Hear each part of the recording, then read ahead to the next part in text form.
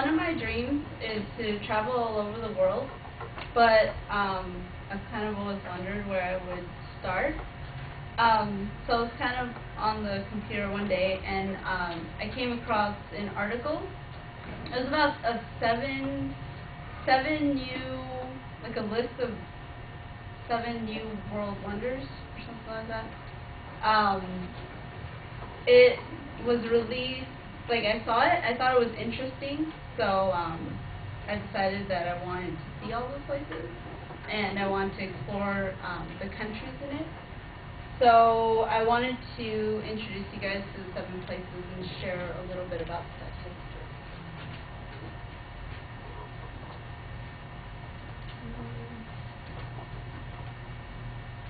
That's the first one. It's the Roman Colosseum. This one was obviously located in Rome, Italy. It was completed in 80 AD and at one point had a seating capacity of 50,000 people. During the time of the Roman Empire, the people who filled the 50,000 seats came to watch the many gladiator fights, executions, and exotic animal hunts that were frequently held there. Today, the Colosseum is one of the most famous ancient architectures and is recognized by people all over the world.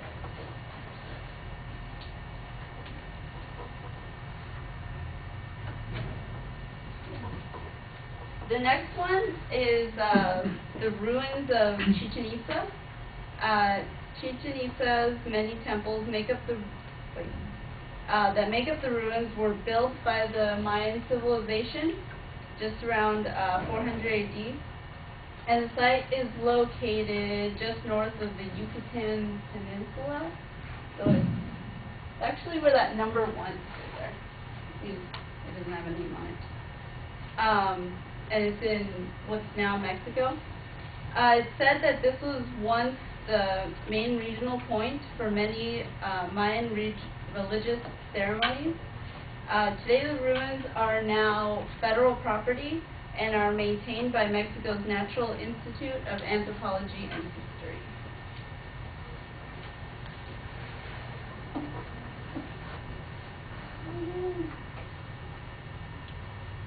Oh, that's another temple in there. The next one on the list is another ancient ruin site. It's Machu Picchu in Peru. It's located on the mountain ridge above the valley of Urubamba. The city was once home to a great Inca empire. The site is now a World Heritage Site, and most famous buildings are the Temple of the Sun and the Room of 3 Windows. So those are those ones. So that's the Temple of the Sun over there, and that's the Room of 3 Windows.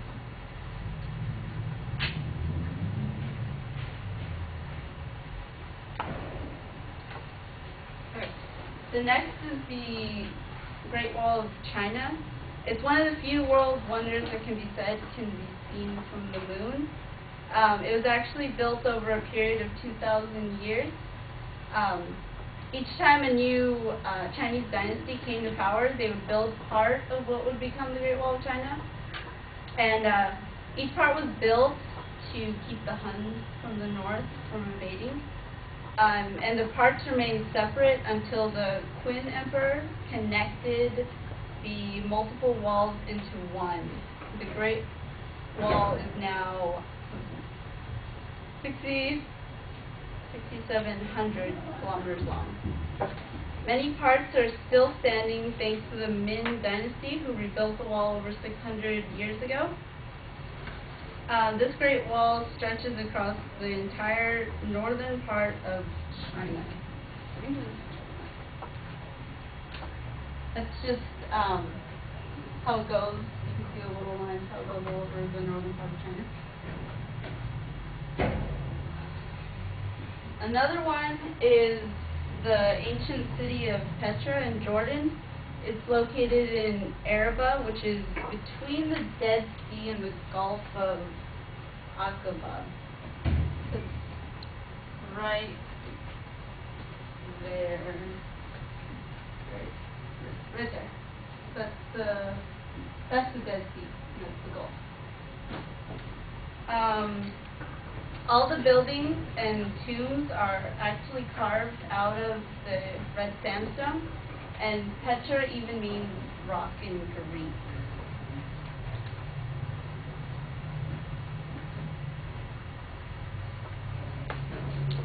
The sixth one is the Taj Mahal in Agra, India. The Taj Mahal was built between the years of 1631 to 1653, and it was designed using a mixture of Persian, Ottoman, Indian, and Islamic art. It is actually a tomb built by the Mughal Emperor Shah Jahan in memory of his wife.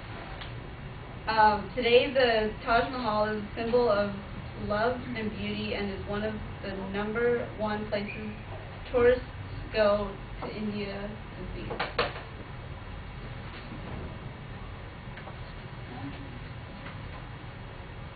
That's kind of where it's located. The last one is the Christ the Redeemer statue on the Corcovado Mountain in Brazil. This 120-foot tall statue of Jesus overlooks the city of Rio and its surrounding harbor. Like that. Today, people from all over the world climb the mountain in order to see this symbol of spirituality and Christianity. Just as people go to great lengths to visit the previous 6 places. So I've actually made it a personal goal to see all of these places, and I hope to get to see them soon.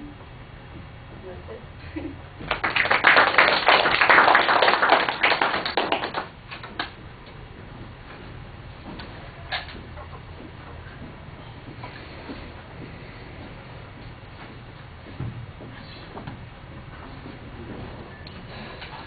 I'm sorry, I meant to remind people, Renee, you're supposed to do the oral evaluation on that. Megan, you were supposed to do the written evaluation.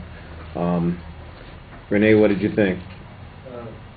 I like the topic, the visual she had. I like how she showed each place and where it was on the map.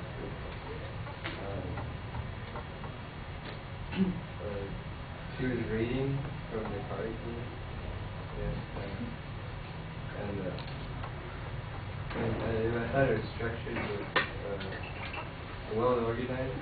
She went from she transitioned well.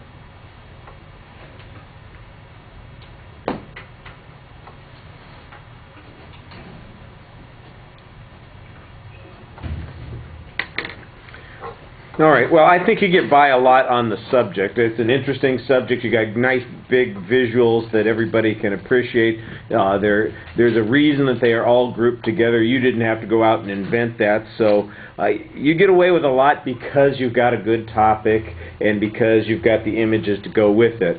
It's a little problematic because it's not particularly deep. Each of those points, it's like, well, here are 2 or 3 touristy points about that particular spot or accomplishment or building or whatever it is that we happen to be talking about, and then we're moving on. You know, I feel a little bit like I'm on that tour guide, and now we're moving to Machu Picchu, and now we're moving to Christ the Redeemer, and now we're moving to the Colosseum. So it felt a little bit like I'm in a museum, and you know, they're all displayed there, and we're going to look at each one for a few seconds and then move on. Any one of them, of course, could be the subject of a speech. And did we have a speech in here about, that must have been one of my other classes. I think I had a speech not too long ago about the Taj Mahal. It's probably my other class. We probably had it in that one. So, so it's a little bit thin on those kinds of things. The one thing that I think you've got that you could use to sell this is that this is your personal goal. This would be something, you know what, I'm interested in doing this. I'm looking forward to all these kinds of things. And you could talk about whether or not, let me pause for